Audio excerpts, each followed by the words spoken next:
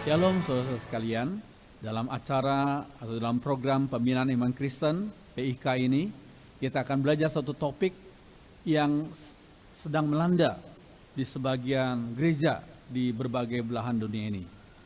Mungkin pemimpin gereja tidak menyadari bahwa mereka sedang melaksanakan hal itu, atau mungkin sengaja memang melaksanakan ajaran seperti itu. Judul PIK Pembinaan Iman Kristen pada saat ini adalah Iman atau positive thinking. Iman atau positive thinking. Mari kita berdoa. Roh Kudus, pimpinlah hambamu yang akan menjelaskan firman Tuhan, berikan hikmat, kuasai tutur kata dan sikap hambamu. Dan setiap kami yang mempelajarinya, berikan kami pimpinan oleh roh yang sama. Terima kasih. Dalam nama Tuhan Yesus kami sudah berdoa. Haleluya. Amin. Iman atau positive thinking. Kalau kita membaca beberapa bagian firman Tuhan dalam Ibrani 11 ayat 32-35a, saya bacakan. Sebab saya belum lagi menyebut Gideon, Barak, Simson, Yefta, Daud, Samuel, dan nabi-nabi. Yuk kita baca sama-sama. Karena beriman, maka mereka sudah mengalahkan kerajaan-kerajaan. Mereka melakukan apa yang benar, sehingga menerima apa yang dijanjikan Allah. Mereka menutup mulut singa-singa, memadamkan api yang hebat, terhindar dari tikaman pedang. Mereka lemah, tapi menjadi kuat. Mereka perkasa dalam peperangan, sehingga mengalahkan pasukan-pasukan bangsa lain. Karena beriman, maka wanita-wanita mendapatkan kembali orang-orang yang telah mati, sebab mereka dihidupkan kembali. Kalau kita mempelajari dan membaca bagian ini sampai pada ayat ini, kita akan setuju orang yang beriman itu secara manusia, waduh, hebat banget. Menang, luar biasa. Dan mereka itu seperti mengalami teologi kemakmuran seperti yang dijanjikan oleh teologi itu. Dikatakan karena iman mereka mengalahkan kerajaan-kerajaan. Karena iman menutup mulut singa-singa, memadamkan api yang hebat, terhindar dari tikaman pedang. Mereka jadi perkasa dalam peperangan. Lalu yang lebih hebat adalah orang-orang beriman itu mengalami kebangkitan, bukan nanti, bukan kiamat. Tapi dikatakan wanita-wanita mendapat kembali orang-orang yang telah mati. Sebab mereka dihidupkan kembali. Luar biasa. Ini adalah yang disampaikan firman Tuhan dalam Ibrani 11 ayat 32-35. Ini firman Tuhan. Memang ada sebagian orang yang Tuhan izinkan mengalami hal-hal seperti tadi. Itu wewenangnya Tuhan, otoritasnya Tuhan. Tapi dalam ayat selanjutnya, jangan sampai kita lupa. Ibrani 11 ayat 35b sampai 39, ada pula yang rela disiksa sampai mati dan menolak untuk dibebaskan. Karena mau dihidupkan kembali bagi suatu kehidupan yang lebih baik. Ada yang diolok-olok, dicambuk, diikat dengan rantai, dan yang dimasukkan ke dalam penjara. Mereka dilempari batu sampai mati. Ada yang dipotong dengan gergaji, dan yang dibunuh dengan pedang. Sudah baca selanjutnya? Mereka mengembara dengan pakaian dari kulit domba atau kulit kambing. Mereka miskin, dianiaya, dan disiksa. Dunia ini bukan tempat yang layak bagi mereka. Mereka mengembara di padang gurun dan di bukit-bukit, serta tinggal di dalam gua-gua dan dalam lubang-lubang tanah. Ayat berikut ini tidak enak kita baca. Mungkin sebagian orang Kristen tidak mau mengalaminya. Mau mengalami yang tadi itu, yang sebelumnya itu. Tapi ini juga dalam Alkitab dikatakan ada pula, yaitu ada sebagian umat Tuhan, sebagian hamba Tuhan yang diizinkan Tuhan mengalami hal seperti berikut nih. Disiksa, diolok-olok, dicambuk, diikat dengan rantai, dimasukkan ke dalam penjara, dilempari batu sampai mati, ada yang dipotong dengan gergaji, dibunuh dengan pedang. Mereka mengembara dengan pakaian kulit domba, kulit kambing, miskin, dianiaya, disiksa, tinggal dalam goa-goa, dalam lubang-lubang tanah.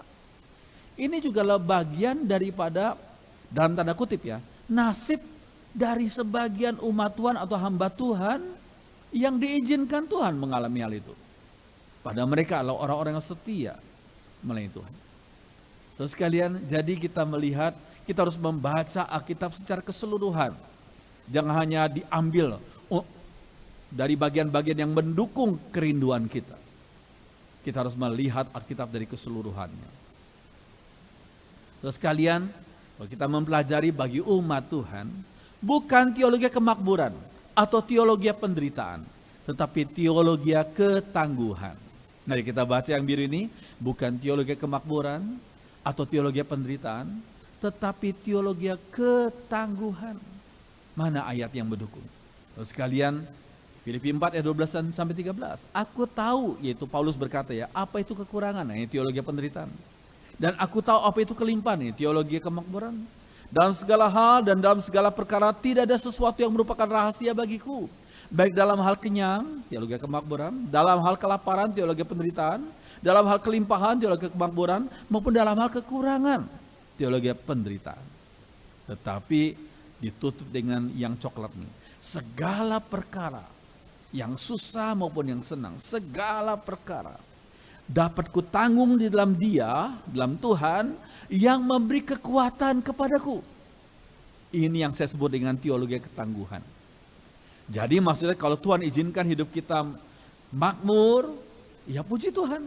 Tapi jangan karena kemakmuran imanmu jadi kendur, engkau jatuh dalam dosa.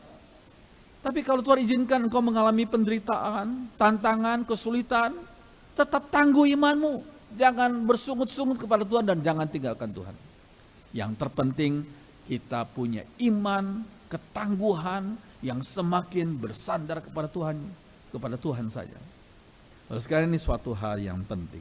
Yang berikutnya, iman, kata iman itu dari kata aslinya itu pistis.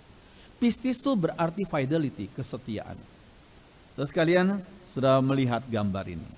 Bagi orang yang suka dengan musik, mereka akan mencari sound system yang disebut dengan hi-fi. Kata hi-fi di sini singkatan daripada high fidelity. Kesetiaannya tinggi. Kesetiaan pada apa yang tinggi?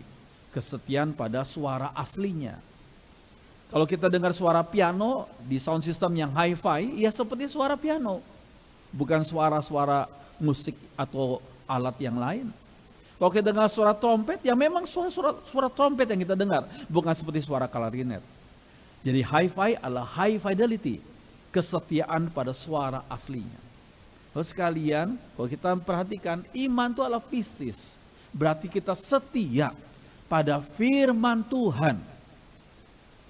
Apa yang firman Tuhan katakan yang sesuai dengan kehendak kita atau tidak sesuai dengan kehendak kita, ya kita setia saja pada kehendak Tuhan. Karena iman kita harus bersikap teosentris. Pusatnya pada Tuhan saja, pada firman-Nya. Terus sekalian, ini penting. Tapi positive thinking yang akan kita pelajari ini bersifat antroposentris. Antropo artinya manusia, pusatnya pada manusia. Bukan teosentris. Itu kita perlu paham. Jadi sekalian kita akan belajar berikutnya. Nah, sebagian umat Tuhan diizinkannya mengalami penyakit pada tubuh mereka. Firman Tuhan katakan demikian. Kita lihat dalam Mazmur 73 ayat 13 dan 14. Pemazmur berkata, sia-sia sama sekali. Nah ini dalam keputusasaannya ya, dia bandingkan kehidupan orang yang tidak mengenal Tuhan, kok mereka makmur, kok mereka sehat. Sedangkan dia iring Tuhan, kok sakit-sakitan. Makanya pada satu poin tertentu imannya lemah. Dikatakan sia-sia sama sekali aku mempertahankan hati yang bersih. Dan membasuh tanganku tanda tak bersalah. Namun sepanjang hari aku kena tulah. Bahasa Inggrisnya dikatakan I'm sick all day. Setiap hari aku sakit. Dan kena hukum setiap pagi. Ini adalah umat Tuhan. Tetapi pada saat dia putus asa, disitulah Tuhan memberikan jawabannya. Kalau sudah membaca terus dalam Mazmur 73, setelah Tuhan memberikan kekuatan dan memberikan jawaban kepada pemazmur, maka pemazmur bertekad dengan ayat yang berikut ini, yang indah sekali. Mazmur 73 ayat 26. Nah, ini teologi ketangguhan. Sekalipun jiwa ragaku menjadi lemah, engkaulah kekuatanku. Nah, ini teologi ketangguhan. Ya Allah, engkaulah segala yang kumiliki untuk selama-lamanya. Ini teologi ketangguhan. Engkaulah kekuatanku. Terus kalian penting sekali kalau kita pahami. Yang berikutnya. Nah, kita kalau mempelajari akan positive thinking, pasti kita harus tahu siapa itu tokohnya. Tokoh yang terkenal tapi sekarang sudah dipanggil Tuhan. yang bernama Norman Vincent Peale. Dilahirkan pada tanggal 31 Mei 1898 di Bowersville, Ohio, USA. Anak sulung dari pendeta Charles dan Anna Peale dari gereja Metodis. Kita lihat dari gambar itu yang dikasih tanda panah kuning, itulah Norman Vincent Peale waktu masih kecil, ya. Tapi dia sebagai anak sulung dari seorang pendeta Metodis. Lalu sekalian, kemudian berikutnya tentang Norman Vincent Peale nih, ketika Peale masih kecil, salah seorang gurunya menyebutnya sebagai seorang anak yang lemah, maka disebut dengan a weak willy-nilly. Anak yang ragu-ragu, yang lemah, ya, maka dikatakan a weak willy-nilly. Karena lemah jadi sering ragu-ragu begitu ya. Terus sekalian, lalu segera ia menyadari dengan julukan seperti itu, bahwa penilaian gurunya itu tepat. Nah, timbul semacam kesadaran diri. Iya ya, penilaian guruku memang tepat. Dia perlu mendorong dirinya sendiri agar keluar dari rasa rendah dirinya yang berakar dalam hatinya dan membuatnya ragu-ragu. Sekali lagi, itu berdasarkan pada rendah dirinya dia. Sehingga akibatnya dia menjadi anak yang tidak punya pede, ya, dan selalu ragu-ragu. Ya. Akhirnya dia mendorong dirinya sendiri. Aku sekarang mesti berubah. Sekalian, nah, kalau kita melihat gambar ini gambar lonceng. Bandul dari para lonceng itu dari kanan langsung ke kiri. Kanan ekstrim langsung ke kiri ekstrim. Bisa begitu. Tadinya dia begitu ragu-ragu, begitu tidak pede, rendah diri. Sekarang menjadi bandulnya jadi kontras lagi. Ya, aku harus berubah, kontras lagi. Ya, itu latar belakang daripada Peale. Ya. Kemudian yang berikutnya apa? Nah, ketika masih muda, Peale tuh pernah belajar di Ohio Wesleyan University dan kemudian Boston University School of Theology. Ini gambarnya, Ohio Wesleyan University dan kemudian dilanjutkan dengan Boston University School of Theology.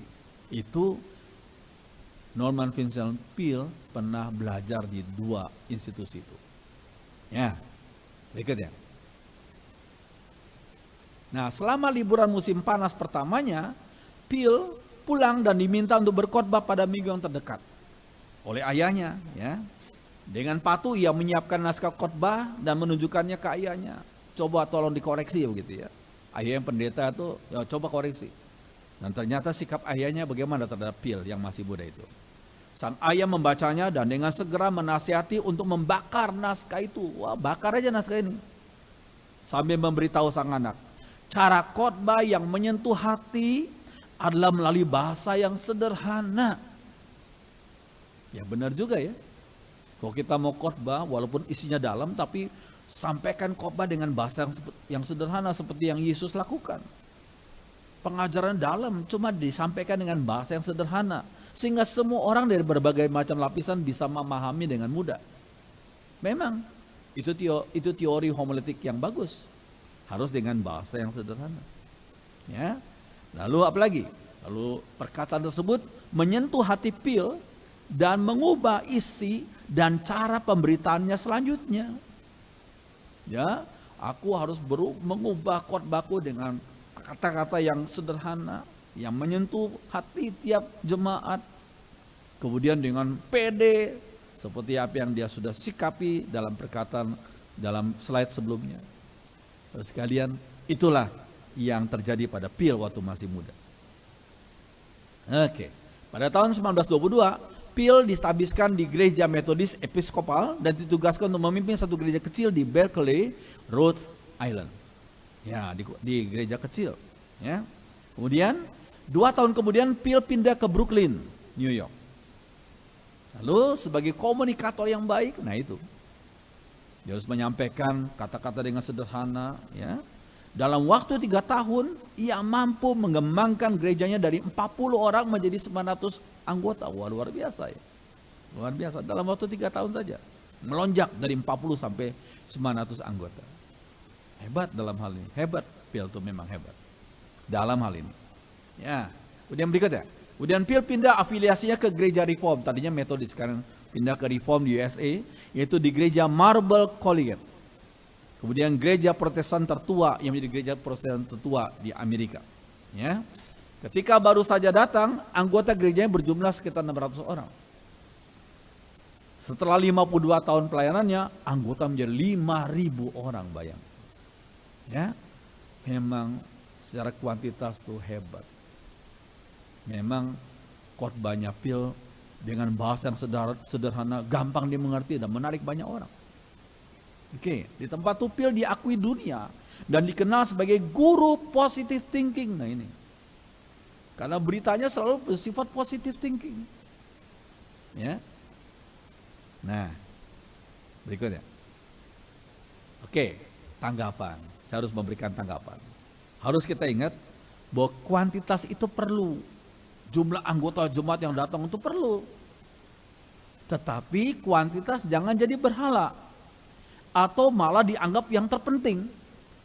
Salah satu bukti daripada gerakan Roh Kudus adalah jika kuantitasnya makin bertambah. Begitu ya. Nah itu hati-hati. Kuantitas bukan yang terpenting. Dan kuantitas jangan jadi berhala. Saudara, selanjutnya, pekerjaan Tuhan tidak sama dengan bisnis untuk mendapatkan materi. Ini kita harus ingat ya. Pekerjaan Tuhan tidak sama dengan bisnis untuk mendapatkan materi. Dalam bisnis, produk perlu mengikuti selera pasar agar bisa laku. Nah itu.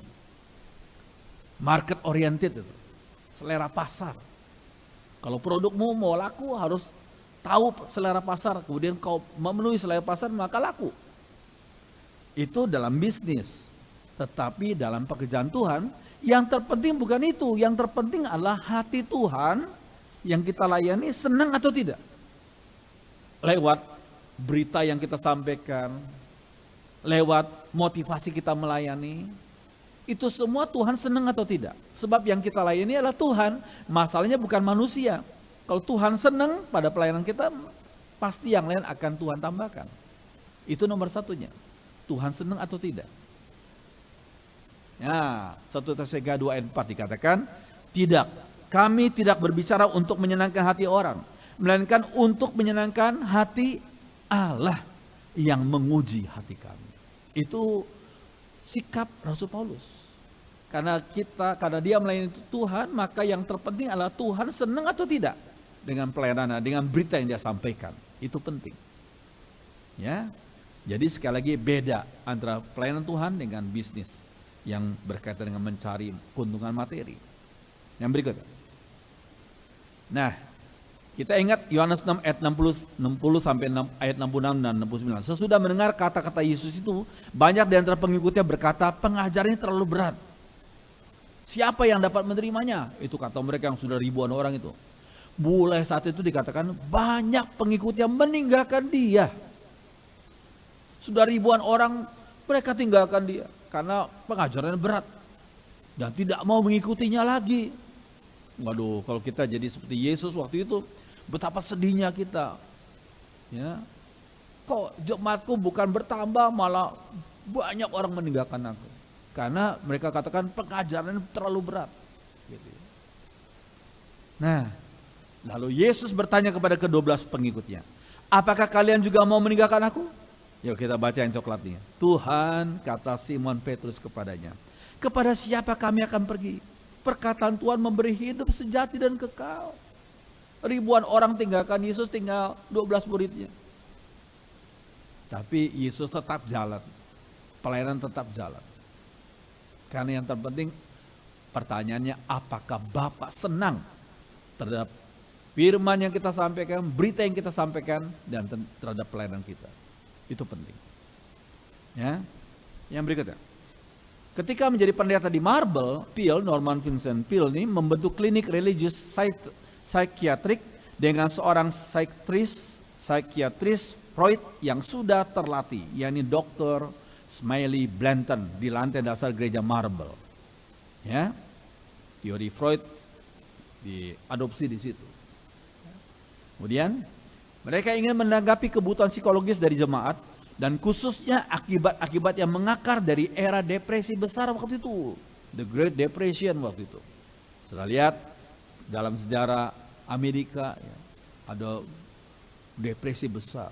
Dan waktu itu Peel sedang menghadapi tantangan seperti itu. Dan dia bersama dengan Dr. Smiley Blanton coba berusaha memberikan jawaban ya terhadap masyarakat yang mengalami musibah seperti itu. Nah, kemudian pada tahun 1951 klinik tersebut dimasukkan ke dalam American Foundation of Religion dan Psychiatry dengan Peel sebagai presidennya dan Blanton sebagai direktur eksekutifnya. Selama hidupnya, Peel menulis 46 buku. Dan buku yang paling sukses adalah The Power of Positive Thinking. Kuasa dari Positive Thinking, dicetak tahun 52, terjual lebih dari 5 juta kopi, bayangkan. Sampai pada waktu itu, gak tahu sekarang, ya mungkin tambah lagi. Dan menjadi buku rohani yang paling laris dalam segala zaman, bayangkan. Waktu itu sudah 5 juta kopi. Belum sekarang tambah lagi. The Power of Positive Thinking. Nah, apa tanggapan kita? Kita harus ingat, yang bestseller, buku yang bestseller tidak identik bahwa buku itu tuh baik mutunya atau benar isinya sesuai dengan standar kebenaran firman. Ya, sekali lagi kita ingat, yang bestseller tidak identik buku itu baik mutunya atau benar isinya. Kenapa kok gitu bisa jadi bestseller? Karena buku itu bisa jadi bestseller karena memenuhi selera pasar. Nah, ini bisnis lagi. Kalau selera pasar dipenuhi, ya jadi bestseller gitu. Ya, tapi sekali lagi itu tidak identik bahwa buku itu baik mutunya dan benar isinya sesuai dengan firman Tuhan. Kita perlu pahami. Yang berikutnya. Nah, buku itu ditulis untuk menyarankan teknik-teknik dan memberi contoh-contoh yang menyatakan bahwa Anda tidak usah dikalahkan oleh sesuatu. Nah, ini.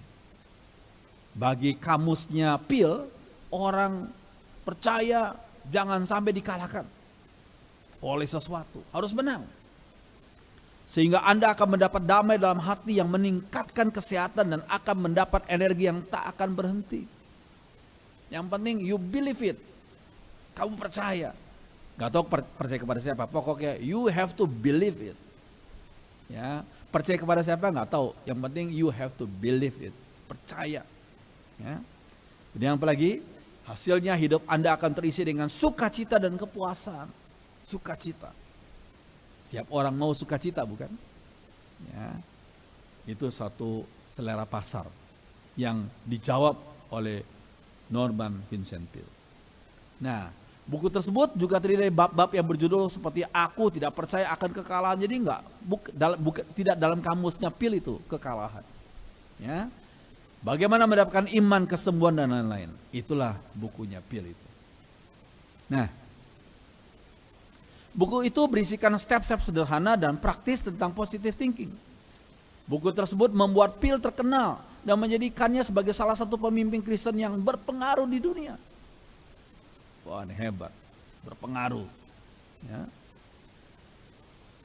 Ajarannya diterapkan dalam dunia bisnis dan politik. Jadi bukan hanya dalam kekristenan, bukan dalam gereja, tapi dalam dunia bisnis dan politik. Kelihatannya hebat sekali ya, Norman Vincent Peale. Nah, kita lihat gambar ini. Ternyata Peale diminta untuk memimpin pernikahan David Eisenhower dan Julie Nixon, anak daripada Presiden Nixon waktu itu, Presiden Amerika. Ya, orang hebat. Ya. Kemudian pada tanggal 26 Maret 1984, Presiden Ronald Reagan memberi penghargaan kepada Peale. Penghargaan apa? The highest civilian honor. Penghargaan kepada penerus sipil yang tertinggi. Ya, di Amerika, ya, seperti yang sudah lihat dalam gambaran itu. Bayangkan, Presiden memberikan penghargaan yang tertinggi kepada orang sipil. Ya, ini rekor yang dia catat dalam sejarah hidupnya.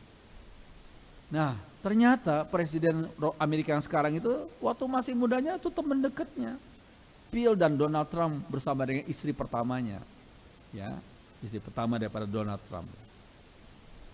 Jadi kalau kita melihat sekarang sikap gaya-gayanya Donald Trump, ya, nah kita bisa lihat, oh, ada rantai penghubungnya dengan apa yang dia sudah belajar dari Peale waktu lalu. Oke. Nah, Phil pensiun sebagai pendeta senior tahun 84. Meninggal karena stroke. Nah ini. Meninggal karena stroke pada 24 Desember 1943 di Pawling, New York. Ia berusia 95 tahun. Nah, stroke. Oke. Nah, sekarang kita akan melihat tanggapan kita bagaimana. Saudara sekalian, kalau kita mempelajari firman, Tuhan itu izinkan kekalahan terjadi pada diri umatnya. Karena apa? Tuhan ingin memberikan pelajaran penting bagi mereka. Bukan hanya menang-menang terus, tapi Tuhan izinkan kekalahan. Dari mana kita lihat ayatnya? Dari Daniel 1 ayat 2 dikatakan Tuhan menyerahkan Yoyakim, Raja Yehuda dan sebagian perkakas-perkakasnya di rumah Allah ke dalam tangan Nebukadnezar. Ke dalam tangan musuh. Kenapa? Karena mereka sudah berdosa tinggalkan Tuhan. Maka Tuhan izinkan kekalahan pada diri mereka. Nah, seruan untuk bersuka cita dalam Alkitab bukan datang dari orang yang berkelimpahan harta, tinggal di tempat yang nyaman, tetapi dari Paulus yang sedang dipenjara karena Injil. Filipi 1 ayat 13. Ya. Dikatakan dalam Filipi 4 ayat 4, bersukacitalah senantiasa dalam Tuhan. Sekali lagi kukatakan bersukacitalah. Dikatakan, diserukan oleh orang yang sedang dalam penjara, bukan orang yang sedang senang-senang di tempat yang AC, yang nyaman, tidak, di penjara. Kenapa dia bisa bersukacita? Karena Tuhan beserta dia. Roh Kudus menghibur dia. Karena dia yakin dia di dalam jalan kebenarannya Tuhan. Sehingga dia bersukacita. Yang berikutnya. Nah, ajarannya yang keliru. Apa itu ajarannya yang keliru? Ajaran Phil yang keliru itu. Ide Phil itu berasal dari Christian Science ternyata. Kalau sudah belajar pada awal abad 20 itu ada satu pengajaran di Amerika yang namanya Christian Science. Itu bidat. Ya. Dia campurkan Christian Science ajaran dengan sumber-sumber lain lalu diberi lapisan Alkitab. Nah ini. Jadi ayat Alkitab dipilih-pilih begitu ya untuk mendukung ajarannya. Ya. Kemudian, nah ini orangnya, Mary Baker Eddy, ini pendirinya Christian Science. Nah, lalu digabungkan dengan psikologi supaya kelihatannya begitu scientific gitu ya. Dikemas untuk masyarakat, disebarkan dengan nama kuasa positive thinking, the power of positive thinking. Jadi sudah lihat gabungan itu ya. Kemudian yang berikutnya, ajaran Mary Baker Eddy, pemimpin pendiri Christian Science itu, doktrin tentang penyakit dan mujizat. Dia katakan begini, orang-orang sakit disembuhkan tidak hanya dengan mendeklarasikan. Nah ini, tidak ada penyakit. Nah ini, sebagian orang pemimpin Kristen sekarang ini itu suka mendeklarasikan. Deklarasi, nyatakan, aku sudah tidak lagi sakit. Padahal masih sakit. Nyatakan, deklarasikan, aku bebas dari kemiskinan. Deklarasikan. Ternyata perkataan deklarasi itu dari Mary Baker Eddy. Mendeklarasikan tidak ada penyakit, tetapi juga dengan mengetahui bahwa tidak ada satu pun penyakit. Penyakit itu sebenarnya nggak ada kata Mary Baker Eddy. Kenapa dia begitu? Karena Mary Baker Eddy sejak kecil kalau sudah baca biografinya itu sering sakit-sakitan. Dia sebagai seorang perempuan yang tubuhnya lemah, ya sehingga dia berusaha coba melawan. Katakan nggak ada satu pun penyakit, gitu ya. Kemudian yang disebut mujizat yang tertulis dalam kitab suci bukanlah supernatural. Yesus menganggap hal yang baik sebagai keadaan normal bagi manusia dan kejahatan sebagai abnormal. Yang disebut penyakit-penyakit dan kesenangan-kesenangan dalam dunia materi adalah hal yang tidak nyata bagi Yesus, itu cuma ilusi. Ya, penyakit itu cuma ilusi, kesenangan juga ilusi saja. Bahkan Mary Baker ini berkata, kematian juga ilusi. Kematian pun ilusi. Akhirnya sampai pada tahun 1910 Mary Baker Eddy mengalami kematian itu dan bukan ilusi, memang dia mati, meninggal. Tahun 1910 bulan Desember. Nah, saudara sekalian, bagaimana kita menanggapi ajaran Mary Baker Eddy yang kemudian diadopsi oleh Norman Vincent Peale itu bersifat denial, penyangkalan terhadap kondisi yang nggak disenangi. Karena Mary Baker Eddy sejak kecil sakit-sakitan, sekarang dia berusaha melawan dengan cara menyangkali. I deny, saya menyangkali akan keberadaan penyakit itu. Deklarasikan, aku sudah sembuh, nggak ada penyakit, gitu ya. penyangkalan aja, denial. Nah, itu enggak menyelesaikan masalah. Ya. Seperti ambil contoh seorang dalam keadaan kondisi COVID-19 nih, kita berkata, deklarasikan nggak ada COVID-19, deklarasikan orang Kristen nggak akan diserang COVID-19. Ya silakan saja deklarasi itu, tapi itu semua cuma ilusi saja. Kalau kita nggak hati-hati, kita pun bisa terserang penyakit seperti itu. Nah, saudara sekalian, 2 Korintus 12 ayat 7 dikatakan, tetapi supaya saya jangan terlalu sombong, kata Paulus, karena penglihatan-penglihatan yang luar biasa itu, saya diberikan semacam penyakit pada tubuh saya. Penyakit. Rasul besar mengalami penyakit yang merupakan iblis. Penyakit itu diberikan untuk memukul saya supaya saya tidak menjadi sombong. Terkadang Tuhan izinkan hamba-hambanya yang setia supaya jangan sombong. Yang dipakai Tuhan luar biasa supaya jangan sombong. Tuhan izinkan penyakit menerpa orang itu. Sekalian yang berikutnya. Nah, 2 Korintus 12 ayat 8-9. 3 kali saya berdoa kepada Tuhan supaya penyakit itu diangkat dari saya.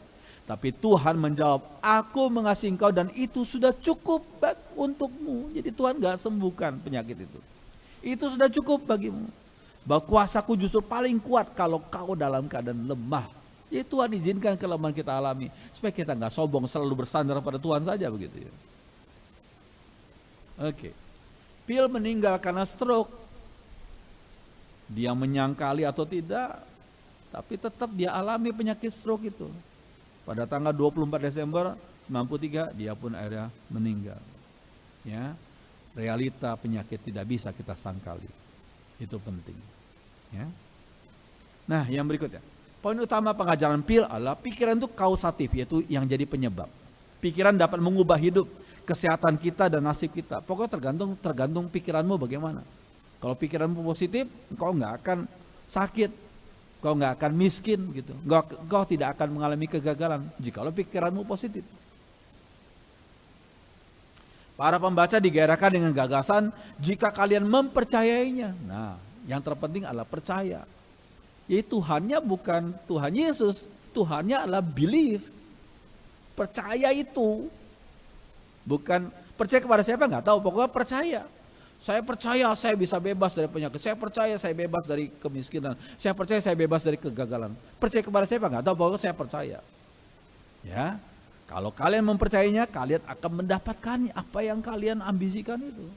Itu poin daripada Phil, poin utama. Nah, tanggapan Phil tidak melibatkan kehendak Allah yang menentukan mujizatnya. Dia tidak bicara soal kehendak Allah. Yang penting kamu percaya atau tidak. Ya. Kalau saudara lihat dalam Matius 8 ayat 2-3. Yuk, saya baca yang hijau, saudara baca yang coklat. Maka datanglah seorang yang sakit kusta kepadanya, lalu sujud menyembah dia dan berkata, Tuhan, jika Tuhan mau, Tuhan dapat mentahirkan aku. Kita baca sama-sama. Lalu Yesus mengulurkan tangannya, menjamah orang itu dan berkata, aku mau, jadilah engkau tahir. Seketika itu juga tahirlah orang itu daripada kustanya. Jadi poin utama adalah Tuhan mau nggak? Kalau Tuhan nggak mau, walaupun kita mempercayainya, tapi itu nggak akan terjadi. Mujizat itu tidak akan terjadi. Mujizat ditentukan oleh Tuhan mau atau tidak. Tergantung daripada kehendak Tuhan. Ya, yang mengetahui segala hal yang terbaik buat kita. Itu penting. Yang berikutnya, Phil percaya kita hidup dalam dunia yang bersifat mental, lebih dari jasmani, sehingga pikiran kita menentukan. Nah, itu. Yang terpenting pikiranmu bagaimana. Dia juga mengajar tentang kepentingan diri dari bentuk aktivitas mental yang disebut imajinasi, pembayangan. Yang terdiri daripada penggambaran secara jelas dalam pikiran yang sadar, goal dan tujuan yang diharapkan. Nah ini penggambaran, visualisasi. Kamu harus punya penggambaran dulu yang jelas, visualisasikan rencanamu ke depan, ya. Kemudian kamu believe it, itu akan terjadi, percaya, ya. Kemudian pegang imajinasi tersebut sampai masuk ke dalam alam gak sadar, di mana hal tersebut dapat melepaskan energi yang belum dimanfaatkan, masuk ke dalam alam bawah sadar, siang jadi kenangan, malam jadi impian, begitu ya. Pegang imajinasi itu, ya. Kemudian berikutnya. Hal tersebut akan bermanfaat sangat baik jika dikombinasikan dengan iman agamawi yang kuat. Nah ini. Akhirnya iman, firman Tuhan tuh dipakai oleh dia. Ya, supaya bisa mencapai akan kemauan orang itu sendiri. Ditopang dengan doa. Doa juga dipakai untuk mendukung supaya tercapainya kemauan orang itu. Ya. Lalu bersyukur untuk keuntungan yang belum diterima. Nah, aku rindu keuntunganku 1 tahun ini 100 miliar gitu. Aku percaya aku bisa. Aku pakai doa, aku pakai imanku supaya bisa aku dapat apa yang ku ambisikan itu. Nah itu, di situ poinnya daripada PIL itu. Ketika konsep yang dibayangkan itu diaplikasikan secara mantap dan sistematis, maka hal itu akan menyelesaikan masalah, menguatkan kepribadian, meningkatkan kesehatan, mempertinggi kesempatan untuk sukses. Nah, sukses dikaitkan dengan dikaitkan dengan materi yang banyak, kesehatan, ya, yang itu biasa begitu dalam berbagai usaha. Ya, oke. Tanggapannya, kita harus tahu ya, kita harus bedakan. Sugesti diri tidak sama dengan iman. Orang ngomong soal iman, tapi sebenarnya kalau kita teliti, sebenarnya bukan iman yang diajarin oleh orang itu, tapi sugesti. Seperti yang diajarkan oleh Norman Vincent Peale, itu bukan iman. Iman itu fidelity pada firman Tuhan, kesetiaan pada firman Tuhan. Tapi yang diajarkan oleh Peale bukan iman itu, tapi sugesti diri. Sugesti diri, ya seperti gini, anak yang baru belajar berjalan. Orang tuanya memberikan sugesti kepada anak itu. You can do it. Kamu bisa. Anak itu terdorong, ayo bisa. Itu lumrah saja. Kita sugesti diri itu lumrah saja. Biasa saja. Kita pun sering mensugesti diri. Aku bisa. Walaupun mungkin akhirnya gagal, tapi sering kita mensugesti diri kan. Itu wajar saja. Nah, sekalian, cuma jangan disamakan dengan iman. Sugesti itu bersifat antroposentris. Pusatnya pada manusia, kemauan manusia, kehendak manusia. Tapi iman itu kesetiaan pada kehendak dan firman Tuhan, itu teosentris. Nah itu beda di situ, beda jelas sekali. Bedanya kontras sekali. Antroposentris dengan teosentris. Dan sebagian pengkhotbah tidak membedakan antara sugesti diri dengan iman. Nah ini kita harus sadar, kita harus ngeh. Ada bedanya. Pengajaran ini penting sekali. Ya. Kemudian yang berikutnya. Mujizat Tuhan melampaui apa yang dilihat, didengar dan dibayangkan umatnya. Nah ini kalau kita pelajari ya. Ternyata kalau Tuhan mau melakukan mujizat, itu melampaui apa yang kita lihat, apa yang pernah kita lihat, apa yang pernah kita dengar, bahkan apa yang kita bayangkan sebelumnya. Itu mujizat Tuhan melampaui. Dari mana kita tahu? Dari 1 Korintus 2 ayat 9. Sebaliknya hal itu adalah seperti yang tertulis dalam Alkitab. Apa yang tidak pernah dilihat oleh mata. Dan tidak pernah dengar oleh manusia. Enggak pernah timbul dalam pikiran manusia. Itulah yang disediakan Allah untuk orang-orang yang mengasihinya. Enggak pernah dilihat oleh mata. Enggak pernah didengar oleh telinga. Enggak pernah muncul dalam pikiran, dalam pembayangan. Enggak pernah. Itu disediakan untuk orang-orang yang mengasihi dia. Yaitu apa? Yang taat pada kehendaknya. Pada firman-Nya, yang taat pada firman-Nya. Ini kembali kepada iman tuh, pistis itu, fidelity itu. Ya. Nah, yang berikutnya. Oke, visualisasi tidak sama dengan visi dari Tuhan. Visualisasi itu pembayangan, antroposentris. Ambil contoh, saya memvisualisasikan punya mobil waktu dulu ya, VW kodok ini, warnanya kuning. Ya. Aku memvisualisasikan, aku gambarin, aku memberikan gambaran dalam pikiranku. Aku gambar juga, aku taruh gambaran itu di dinding kamarku yang aku terus siang malam lihat itu. Ya, kau membayangkan nanti joknya warna apa, ya, nanti roda bannya, kemudian berbagai macam peralatan, kau bayangkan. Nanti engkau akan terima, itu pengajaran Vincent Peale itu. Tapi sekali lagi itu visualisasi, itu bukan visi dari Tuhan. Visi dari Tuhan itu seperti kita lihat Kejadian 15 ayat 5. Lalu Tuhan membawa Abraham keluar serta berfirman, coba lihat ke langit, hitunglah bintang-bintang, lihat ke langit dan hitung bintang-bintang. Yang disuruh lihat adalah Abraham. Dia bukan memvisualisasi, tapi itu memang visi dari Tuhan. Jika engkau dapat menghitungnya bintang-bintang di langit, maka firman-Nya kepadanya, demikianlah banyaknya nanti keturunanmu. Ini bukan visualisasi Abraham, tapi visi penglihatan yang dari Tuhan. Dan itu pasti terjadi, itu sudah terjadi dan sedang terjadi sekarang ini. Keturunan Abraham menjadi begitu banyak. Seperti jumlah bintang-bintang di langit dan pasir di pantai. Nah, sekarang jadi visualisasi beda dengan visi. Nah, sebagai seorang pendeta Kristen, Phil menyangkali bahwa Allah adalah suatu keberadaan atau a being. Nah ini, aneh ini. Seorang pendeta yang pernah sekolah teologi, akhirnya berkata Allah itu bukan satu keberadaan kok, bukan satu being. Ia bertanya, siapakah Allah? Apakah ia hanya suatu keberadaan bersifat teologis? Allah lebih besar dari segala teologi. Allah adalah kekuatan. Nah ini, Allah itu Allah kekuatan. Kekuatan itu bukan pribadi. Allah adalah kehidupan. Allah adalah energi. Waduh. Makanya ada seorang yang pernah ceramah di satu seminari, God is energy katanya. Allah itu energi. Keliru banget. Energi itu bukan pribadi. Hanya kekuatan. Itu ajarannya Norman Vincent Peale itu. Itu ajaran New Age itu. Ya.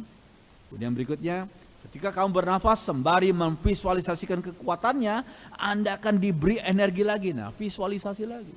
Penggambaran, kau dapat kekuatan, kau menggambarkan kekuatan. Energi. Yang penting kau visualisasikan. Ya. Oke. Sebagai seorang pendeta Kristen, Phil memberitahu seorang bernama Phil Donahue. Dia berkata gini, nggak perlu dilahirkan kembali. Wah itu, pendeta kok ngomong begitu ya. Nggak perlu to be born again. Dilahirkan kembali nggak perlu. Anda memiliki cara untuk mencapai Allah. Saya punya cara saya. Nah, saya mendapatkan kedamaian kekal di kuil Sinto. Di kuil Sinto saya dapat kedamaian. Allah ada di mana saja. Kristus adalah salah satu dari banyak jalan. Waduh, keliru banget. Kalau Yesus Yohanes 14 ayat 6 dikatakan, akulah jalan, the only way. Tapi Norman Vincent Peale berkata, Kristus itu hanya salah satu dari banyak jalan. Waduh, keliru ya. Keliru sekali. Seorang pendeta ini kok ngomongnya begitu. Terus berikutnya, nah ini, it's not necessary to be born again, kata Norman Vincent Peale. Ini father of heretics disebutnya. Ya. Peale menyangkali inti dari kekristenan dan menggantikannya dengan doktrin positive thinking. Nah ini, doktrin yang ngawur sekali. Ya. Kemudian banyak orang Kristen mengkritik Peale, termasuk teolog episkopalian yang bernama John Crum, yang mengatakan Peale telah mereduksi Allah menjadi suatu kekuatan saja, nggak berpribadi, dan membuat kekristenan menjadi self-centered, pusatnya pada diri sendiri, dan bukan God-centered, bukan pusatnya pada Allah. Saya pikir kritiknya betul. Ya. Sangat sedikit Peale berbicara tentang pikiran dan kehendak Allah, diganti dengan ajaran tentang bagaimana manusia berkata kepada diri sendiri. Dan apa yang manusia dapat lakukan untuk memenuhi ambisi dan tujuan mereka. Yang penting tujuan pribadi, ambisi pribadi, itu jadi Tuhannya mereka. Bukan Tuhan Yesus yang menjadi Tuhannya orang-orang itu. Tapi ambisi dan tujuan. Ya. Oke.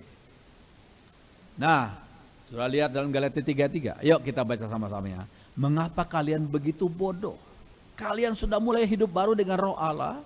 Masakan sekarang kalian mau mencapai kesempurnaannya dengan kekuatanmu sendiri? Dalam terjemahan sehari-hari ya. Jadi maksud ayatnya apa? Awalnya teosentris. Itu Peale begitu. Waktu masih muda pernah sekolah teologi ya. Awalnya teosentris. Cuma sayang kemudian menjadi antroposentris. Pusatnya pada diri sendiri. Wah keliru sekali. Keliru sekali. Ajaran yang ngawur, doktrin yang ngawur. Oke. Nah, pengaruh Peale pada beberapa pengkhotbah, banyak pengkhotbah, tapi saya sebutkan beberapa saja ya. Dia mempengaruhi Robert Schuller yang sekarang sudah bangkrut ya. Dulunya punya Crystal Cathedral. Sekarang udah dijual karena bangkrut. Ya. Dia mempengaruhi Oprah Winfrey yang pernah disebut sebagai ratu talk show itu di Amerika ya. Kemudian dia mempengaruhi Joel Osteen. Coba sudah lihat perkataan ini, miracles in your mouth. Itu mujizat ada dalam mulutmu. Engkau katakan apa yang kau senangi, itu akan terjadi. Jadi bukan lagi pada kehendak Allah, tapi miracles in your mouth. Ya. Kemudian mempengaruhi T.D. Jakes, ini orangnya. Paul Yonggi Cho, juga mempengaruhi seorang yang sudah meninggal, Bapak Petrus Agung, orang Indonesia. Terus sekalian, banyak lagi yang sudah dipengaruhi oleh Norman Vincent Peale. Mereka sudah menjual Tuhan yang sudah menebus mereka dengan pengajaran yang begitu sementara, yang begitu kedagingan. Itu bagaimana mendapatkan berkat-berkat secara jasmani saja. Ya, sekalian yang berikutnya. Oke, Alkitab mengatakan secara jelas, persoalan yang kita alami dalam kehidupan ini bukanlah hanya sebagai hasil dari negative thinking. Nah ini, yang kita alami bukan hanya karena orang tuh suka negative thinking, yang dapat diatasi dengan menggunakan positive thinking. Bukan hanya itu masalah manusia. Bukan masalah positif dan negatif. Memang itu salah satu, tapi bukan itu yang terpenting. Yang utama bukan itu. Persoalan yang manusia alami adalah akibat dari pemberontakan kepada Allah. Dengan melibatkan bukan hanya pikiran, tapi juga kehendak, perasaan, hati nurani dan lain-lain. Jadi karena dosa yang sudah mempengaruhi seluruh aspek hidup manusia. Itu yang nggak ditekankan oleh ajaran Peale. Jadi selalu pegang pada pikiran manusia, positive thinking harusnya, jangan negative thinking. Itu saja. Jadi sebenarnya pengajaran Peale itu cetek. Tidak seperti yang Tuhan ajarkan begitu dalam. Terus kita tidak dapat mengatasi kejahatan dalam dunia, bahkan kejahatan dalam hati dengan kekuatan kita. Ubah pikiranmu jadi positif, tetap ada kejahatan di situ. Tetap ada dosa di situ. Ya, di luar Kristus kita tidak dapat berbuat apa-apa. Jika tidak dilahirkan kembali, kita mati dalam dosa kita. Itu ajaran Tuhan Yesus Yohanes 3. You have to be born again oleh Roh Kudus. Ya. Nah, sekalian, Roma 10 ayat 17 bagian akhir. Ya, yuk kita baca sama-sama. Jadi iman timbul dari pendengaran, dan pendengaran oleh firman Kristus. Iman timbul dari pendengaran, dan pendengaran oleh firman Kristus. Jadi bukan oleh ajaran positive thinking dari Norman Vincent Peale. Iman itu, iman yang sesungguhnya timbul dari pendengaran, pembelajaran akan firman Tuhan. Bukan pengalaman manusia, tapi oleh firman Tuhan yang utuh, yang holistik, yang keseluruhan. So, sekalian, itu yang saya bisa sampaikan kepada saudara. Semoga apa yang saya bisa sampaikan ini, walaupun singkat mungkin, walaupun terbatas, dapat berguna bagi saudara, memberikan pemahaman yang baru, yang benar bagi saudara semua. Mari kita berdoa. Ya Roh Kudus, hamba-Mu sudah selesai menyatakan, memberikan pengajaran. Biar Roh Kudus pimpin setiap kami yang mendengarkannya, membimbing kami dalam pemahaman yang benar akan firman Tuhan. Tolong kami supaya kami tidak disesatkan oleh ajaran-ajaran yang tidak sesuai dengan kehendak Tuhan. Terima kasih Tuhan. Dalam nama Tuhan Yesus kami berdoa. Haleluya. Amin.